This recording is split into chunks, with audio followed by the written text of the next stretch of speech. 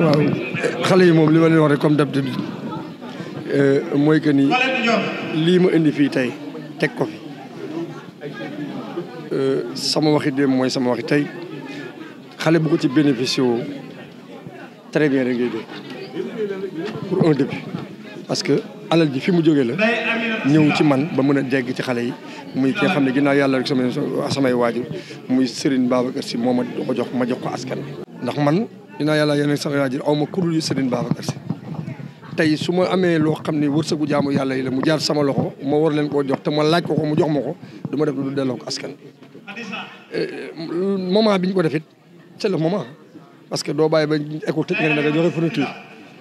mais période bii ñu koy joxe période bi la ko askan bi sax période bi ngay taxaw seen wet accompagner leen te yàlla rek tax parce que je pense que ni les bénéficiaires ne sont pas là mais ñi ko yittewoo ba war koo jox ses bénéficiaires te nga xam ne buñ ko amul mën na indi jafe-jafe te yaakaar naa ñoo fi toog di ko xaar mais kay ñi koy jox ñii di ko yóbbu kenn du ci ñoom mooy jël big di ci bind seen njaboot lañ koy wutal kon njaboot gi dañoo war a bàyyi xel ci waajur yi te xam ne waajur yi ñu ngi daw suba ngoon jot te boo xoolee jotaay bi li muy yaatu yëpp jigéen ñi fi ëpp kon ça veut dire que ni fourniture yi jigéen ñi ñoo ciy daw kër yi jigéen ñi ñoo ciy daw moo tax ku dimbali jigéen dimbali nga kër ku dimbali jigéen dimbali nga borom kër moo tax on se bat du matin au soir pour accompagner les femmes par rapport à leur vie quotidienne. waaw xam nga foofu nga waxee moom ñi fi nekk rek ñoom seen bopp war nañu mën a juger seen bopp parce que biñ nee na ñëpp jóg ñun ñëpp a àndoon yëkkateendoo ensemble ne ñi fi nekk woon na jóg waaye bu fekkee li fi nekk tamit biñ ko yëkkatee ña fa ñëwoon la ñu waxoon dañuy xaar ci ndigal ki leen ko jox pour ñu mën a exécuter li nga xam ne la keesuwaay bëgg je pense que ni doo affaire bi sotti parce que man li ma jàpp mooy li ma sànq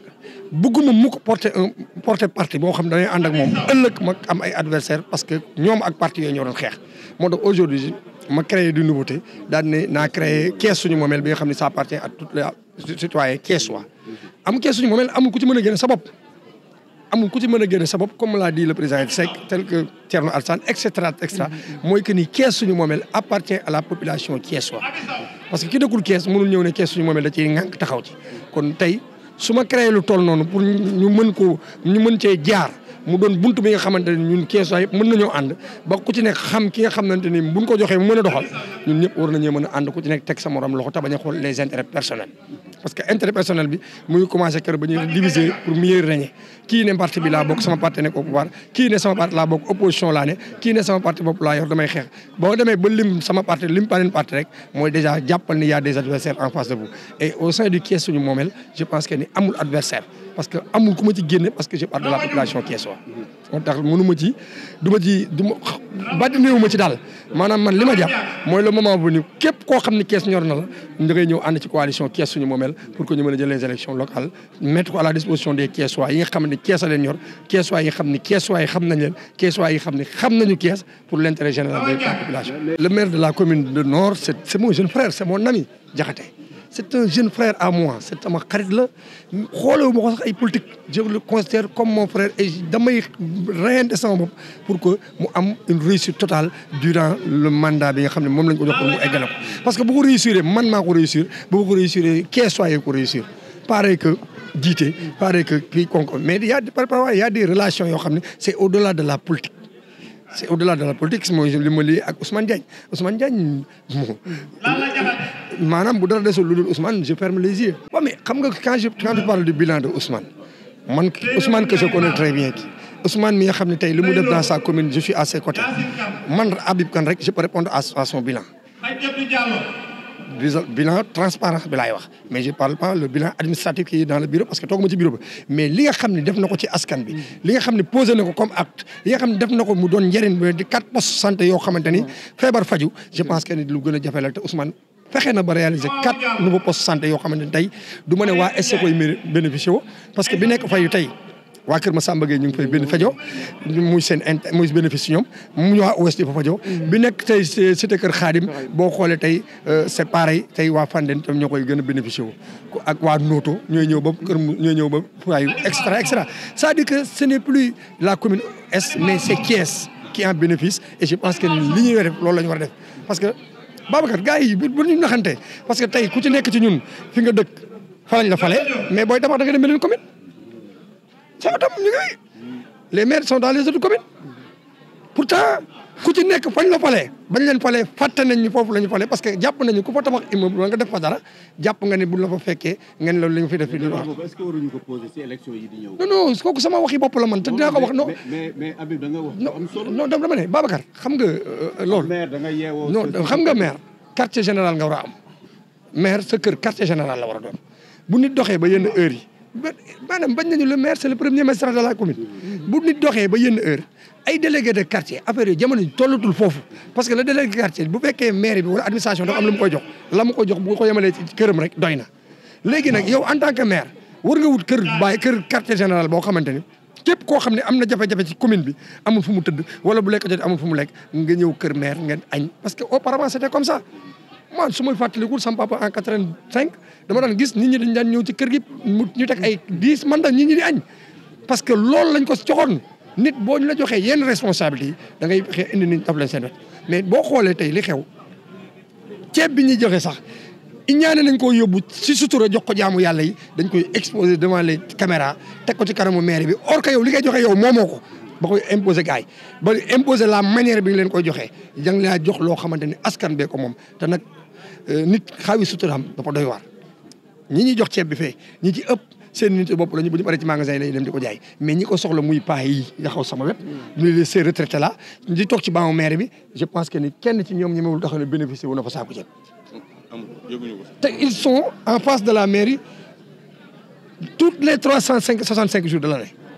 man pour man si j'étais maire ma dem ba partage boobu nekk sama xel sax ñoom laay frappé parce que il vient dans les différents quartiers ne leen fii ngeen di toog de xam naa ne loo leen yóbbu kër ga ngeen di xool waaye ñu ngeen dëkkal am nañu ci xolo lu mel nii dama bëgg ku ci nekk fa nga dëkk nga xoolal ma ñi nga xam ni soxla nañu ma yëkkate ko joxla ko nga dem joxal ma leen te yàlla rek tax c'est-à-dire booy def te yàlla rek tax bul jàpp ñu nax la parce que buñ lay nax bu dee defoo te yàlla tax nax la day yomb. mais kees suñu moomeel tëjagu leen ko moom. non kees suñu moomeel mënu ko tëj parce que moom ma ko kees soyee ko moom comprendre nga di wax ni rek di féliciter ñëpp di encourager ñëpp di féliciter mon frère et ami comme je l'ai dit tout à l'heure le directeur général du port autonome Waly Bodian Diouf mi nga xamante ni récemment bi mu fi ñëwee fii la leen fekk te nii la jigéen toog leen accueillir ko di la wax ni daal Babacar lu ci mënti xew rek jàppal ni dina am loo xamante ni suba lañ ciy waxaatee suba mooy njëriñ gi nga xam promesse yi mu amoon fii ak ñun xam nañ ni dëkk bi actuellement galgal yi ñu nekk ak li nga xam ne mooy redressement bi ñu nekk ak li nga xam ne moom la yor am ay ouverture yoo xam ne démarré na ko muy des travaux par rapport à différents ports dans le territoire national ma jàpp ni ces employés là Sénégal la ñu war a doon mais su ma sañoon particulièrement la majeure partie de ces employés dañuy jóge ci biir dëkk bi muy Thiès. actuellement su ma ko xaymaa ci li ñuy mën a wax mën nañu minimum aujourd'hui li ñu jox femmes yi bu ñu defee la partage légal boo xamante ni kenn mënut a gaañ sa morom là on aura minimum 2000 jeunes yoo xamante ne ñu mën a bénéficier wu ces kits là parce que loolu lañ ci def. te moom lañ def feneen ak feneen te yàlla dina def mu gën a continuer tey li ma gënoon a mëbët ñaar yi ma gënoon a mëbët tey atteindre naa objectif bi muy le lycée Malick Sy déblayage bi fa amoon ak tey fii nga xamante ni mooy fourniture yi nga doon joxe pour au moins suba bu xale yi demee école ku ci nekk di nga parce que yemuñu ci yow fourniture pour bàyyi leen ñu wut mbuus bu ñu def seen sac seen i cahier mais dañ defaale ay sac pour xale yi bu ñu demee école mën a yor ay sac comme les autres ñu mën a nekk à l'aise mais li ëpp solo tey mon frère mooy que ni ñoom ces autorités là pour xale yi mën a jàng chaque fois da ngay dem école ñun la xale bi daa piqué crise benn xale bi piqué crise parce que dañuy xëy du matin au soir dañu lekk war a nekk école de 8h à 17h c'est ça le problème ah du feebar du dara mais il faut que autorités yi jël seen i mesures delloo njàng mi ci mu nekkoon pour xale yi mën a tekki parce que ñun ñii génération bi ñu bokk bu ñu amul diplôme li tax ñu am intelligence parce que dañ daan xëy heure wàcc heure di lekk heure mais xale yi xëyatuñu heure wàccatuñu heure lekkuñu heure mais mun ñu am jàmm mun ñu am résultat. waaw Babacar maa ngi lay ziar di la nuyu alors le parti c'est PCA Parti pour la concertation et l'action donc Habib sama frère la comme ni mu ko waxee sànq ma wax ko c'est un frère de sang donc alors waxtaan nañu man ak moom ci ay points yu bëri yoo xam ni wax fa dëgg yàlla c'est pour préparer les élections de 2026 waxtaan nañ aussi ci ay points yu bëri yoo xam ni dina jëmale Thiès kanam. waxtaan naag moom par téléphone ci wàllu programme mu tegal ma programme boo xam ni wax fa dëgg yàlla gisaguma ko fii et ma approuvé ko nag muy lu baax ci askan wi mu doon programme boo xam ne aussi dina soulager marché bu mag parce que marché bi boo fa duggee ni muy demee dafa doy waar. c'est vrai que yàgguma ci waaye am na lu ma ci jot a gis alors mu doon loo xam ne dafa complexe milieu bi moo mel noonu parce que souvent dañuy wax naan politique affaire de intérêt la donc ba tax na surtout femmes yi seen intérêt rek la ñuy xool xamuñu seen avenir kuy ñëw di leen nax 3 kilo ceeb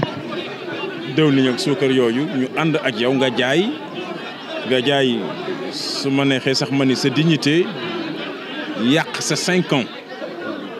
sa juróomi at nga yàq ko li tax nga yàq ko parce que ku ko mënoon na fi nekk mais moom jënd na la ci ceeb wala ci suukar wala ci xaalis donc ma doon rappeler femmes yi rek ñu ànd ak seen dignité bañ a aussi dem ak intérêt voilà parce que Habib boo xoolee tu sens vraiment que ni kii bëgg na Thiès am na lu mu mën Thiès sincèrement am na lu mu fi mën parce que gis nga ni mu demee maa ngi koy expliquer sànq nit ñi ponkal yaa ngi fi su ma neexee y a les maires qui sont là y a les opérateurs économiques qui sont là y a les responsables politiques qui sont là mais tout on a tout mais gis nga lii mu def nii tey amul kenn ku ko def donc loolu c'est à saluer nit bu defee lu baax danga koy seedeel daal. man la Ndiak Niang ancien cheminot en retraite ñun ñooy toog mairie ñooy 3e âge. maa ngi sant di gërëm sunu regroupement ancien cheminot policier NSTS ñi toog mairie ñëpp a ngi ci ginnaaw Habib Kane parce que moo ñu ko woon moo ñu ko ji man personnellement yëg bi ak fi ma teg dama ni képp ku ma xam képp ku ma yéene loo yéene Habib Kane rek man nga ko def te ñun ñoo ko jëkk wax ni ko foog nga xëccu maire bi ñun ci maire bi lañ dëkk fa lañ nekk maire yëpp jaar nañ fa fekk ñu mais ñun ñoo ko yéene maire bi fii bés bi ne ñu ngi fi lu mu xewle ñoo ngi fi am na ñoo xam sax mënuñoo toog buñ toogee 10 minutes ay mag lañ 3e âge 75 mëntu ñoo taxaw mais da leen di jaral ñu toog fi yendu fi fanaan fi ndax moom lim ñuy defal nii tuuti na waaye lu rëy ci parce que yëg bi à la dernière minute daf ñuy wóolu am nañu ana paay ana cuñ nañ ñëw toog sama ginnaaw kooku rek loolu rek yàlla na ko yàlla suturaal su ma ko wax su ko xamee su ko xamul ku ko yëgul yëpp xam na ni ñun duñu tricher duñu tàppale ay dañoo dem màkk ba ñëw lu ne gis nañ ko dara safatuñ waaye yëg bi moo rëy moo tax lu mu wootee lu mu xewle man de damay ñëw man dinaa wax wër sama moto sama téléphone woo ñëpp ñëw leen Habib wootan imaam a ngi nii moo imaamu Aiglon dama ne ko foo nekk na nga ñëw ñu ngi ne ñëw na bàyyi na yëppam ñëw kon Habib jar na lu raw lii waa Thiès buñ ko fayee xolam dana am lu raw mairie bi ndax mairie bi du dara ci moom mais jomb ko parce que ak fi mu bokk ku ko xam fi mu bokk xool ci ndeyam xool ci baayam mérite na lu raw lii ndax ndeyam ak baayam liggéey nañu ko ci dëkk fourniture yi moom ku mënul fay scolarité mënoo dara ñu jël lu toll nii jox la ko kooku ku li ciy dimbali xale bi bu réussir grâce à Habib Kane la parce que fourniture ku ko jox xale mu mën a jàngi kenn dàq ko xam nga maître bi moom pour mu dàq la dafa yomb parce que danaan kii amul fourniture mais boo amee fourniture sa jàng avancé nga réussir da ko ñaanal yàlla gis nga waa ji dafa wax sànq wax dimbali gi muy dimbali dañoo fàtte lycée Malick Sy xool lycée Malick Sy ñaata nit ñoo fa ne ah Habib Kane mooy soutenir lycée Malick Sy bi yëpp saa yoo fa rombee mu bees tàq billaahi Habiba kon nag ñu ngi koy ñaanal gudd fan ak wér lii mu bëgg ah bëgg ko sax ñun ñoo ko bëggale foog mu def ko foog nit ñi jàpp ci parce que li muy def Thiès gii moom rek ko fiy def kenn def ko. Plus de 10 ans le président Habib Kane respecte tous les rendez-vous aussi bien religieux, fête de Tabaski, Saint-Valentin, Korité, consultation médicale, Gamou, Magal. Donc à chaque date importante de l'activité nationale, c'est un acteur politique, en tout cas qui pose des actes importants dans le sens de la prise en compte des préoccupations des Thiessois. Je le dis souvent, je le dis à suffisance, c'est pas un homme politique qui n'apparaît sur le terrain politique qu'en période de campagne électorale. Il est président 365 jours. Cela démontre une fois, si besoin en était, que c'est quelqu'un qui porte Thiès dans son cœur. Aujourd'hui encore, il a sorti sa tirelire, en tout cas pour accompagner ses fils, ses enfants, les enfants d'autrui, les populations thiessoises, en tout cas, à faire une bonne rentrée scolaire. Tous les acteurs qu'il a eu à citer tout à l'heure ont le dénominateur comme Thiès, leur engagement pour la ville. Vous savez que Thiès va toujours constituer un enjeu. Un enjeu, ça a été un enjeu historique parce qu'il y a eu la grève des cheminots, ça a eu un enjeu syndical il y a 1947 avec la grève des cheminots. Donc Thiès va toujours constituer un enjeu. Il a été un enjeu en 2000, en 2012, en 2024. Donc c'est une ville qui va toujours constituer un enjeu. Et nul doute qu'on s'approche de les élections locales. En tout cas, toutes les personnes que vous avez citées ont ce dénominateur commun, leur engagement, leur amour filial pour la ville de Thiès. Nous avons vécu des élections locales dans le passé qui ont eu un caractère trop national. Je peux citer les élections, le temps où on parlait de dualité au sommet de l'État, où on évoquait la dévolution monarchique en 2009. En 2004, il y a eu la dualité au sommet de l'État. Toutes ces élections-là ont un caractère national, un enjeu national.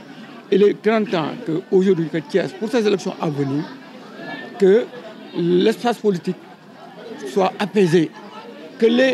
la force des arguments, la force des programmes prime sur la passion,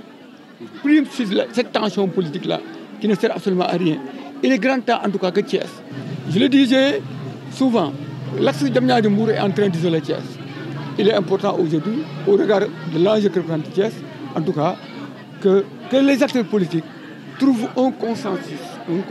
au niveau local et s'accordent sur le fait que cette ville-là doit en tout cas prendre son envol économique. Et pour ce faire, il ne sert à rien de dire que je vais être candidat pour candidater. Il est important que les acteurs politiques qui présentent le programme, en tout cas, puissent présenter des programmes pertinents. Qu'est-ce